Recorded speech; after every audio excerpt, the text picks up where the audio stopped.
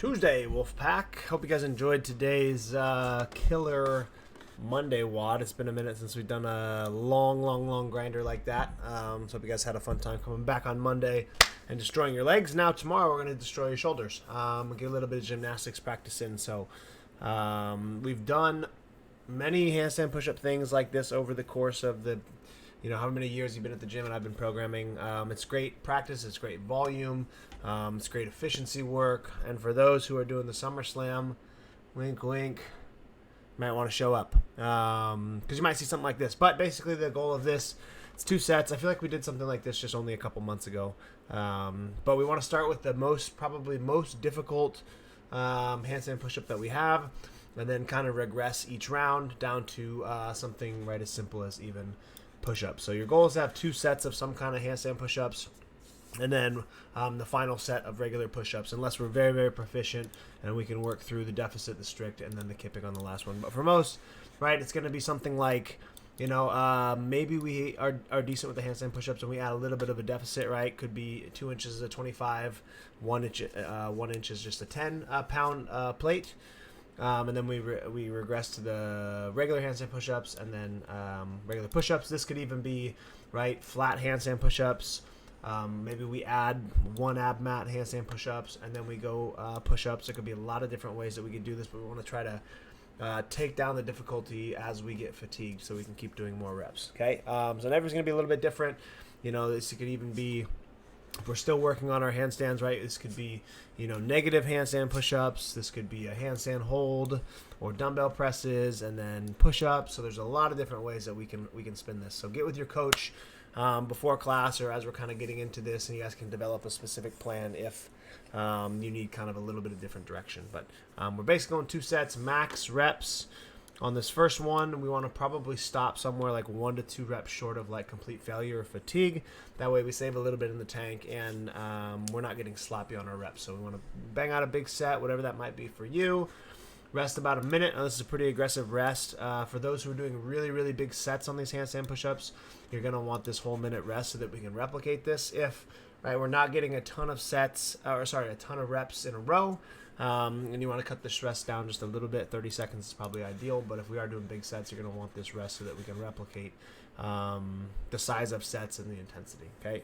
So rest a minute, regress, digress, reduce, whatever the right word is. I'm not an English major. The difficulty, do the same thing, unbroken set again, rest a minute, and then the last one, we're just going to bang out a bunch of push-ups, rest as long as we need in between sets. Probably need a good couple minutes, 2-3 minutes, I would assume.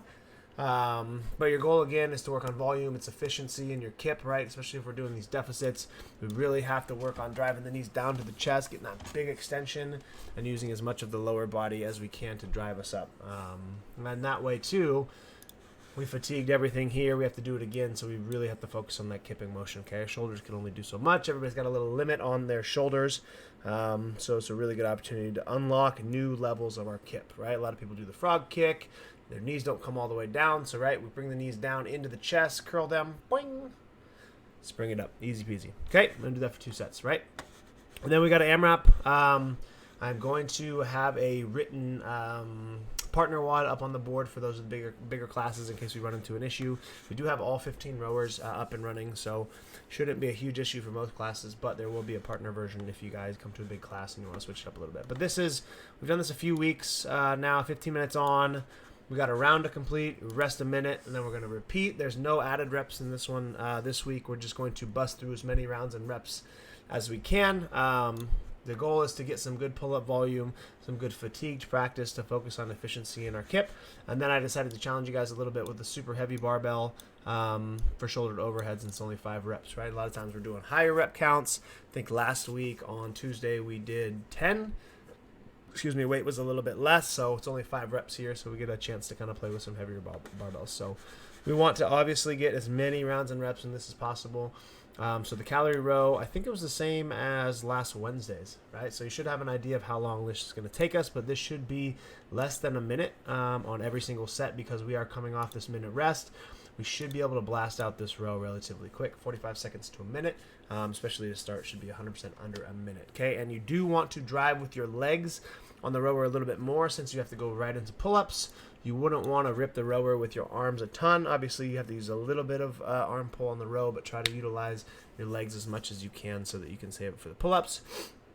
From a stimulus and time frame, for the workout, we want to try to pick a number here where we can do this in 1 to 2 sets, maybe 3 towards the later rounds, but in the beginning, we're looking at maybe, call it 45 seconds, little transition, 10 unbroken pull-ups, or even if you break 5, rest, 5 seconds, 5, you're looking at 30 seconds, so minute 15, maybe a minute 30 with transitions, 5 shoulder overhead, quick, a minute 45, call it 2 minutes.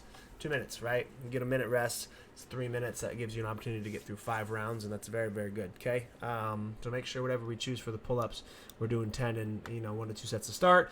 The barbell should be unbroken the entire time. It should be a heavy weight where we clean it up, right? And you're probably gonna want to push jerk these. I wouldn't say that we should be split jerking these, but we should be push jerking these for 5. So challenge yourself on the weight, but it should be unbroken for 5. Rest a minute. And then replicate. So we're looking for a ton of rounds of reps and a ton of intensity. So make sure we choose appropriate movements here and appropriate barbell weight here, and we should be good. Have a great Tuesday. Later, Wolfpack.